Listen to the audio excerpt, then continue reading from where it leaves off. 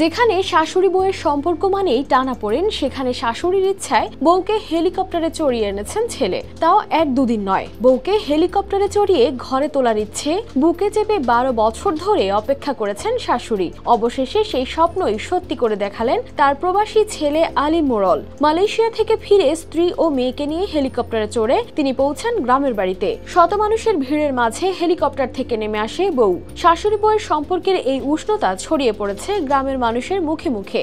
আমার ছেলে 12 বছর ধরে দেশে গেছে, ওখানে হেলিকপ্টারে আইতে কইছি আইতাছে।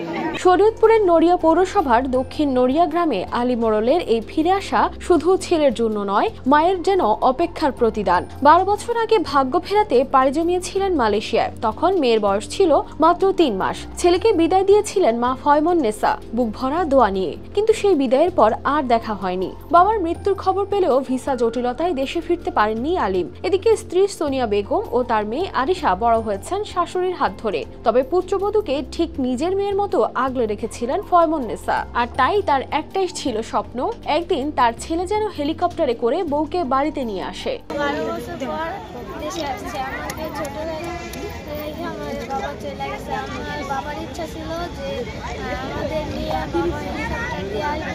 বিষয়টা খারাপ লাগছে, অনেক খারাপ লাগছে। আসতে পারিনি, কাজে কামে মানুষের লোকে চলাফেরায় জিনিসটা অনেক সময় ভুলে থাকতে হয়।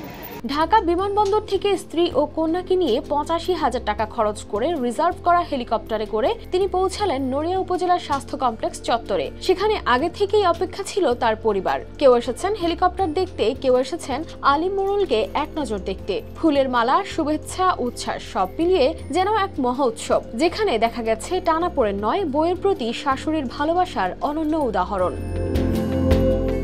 News desk, RTV।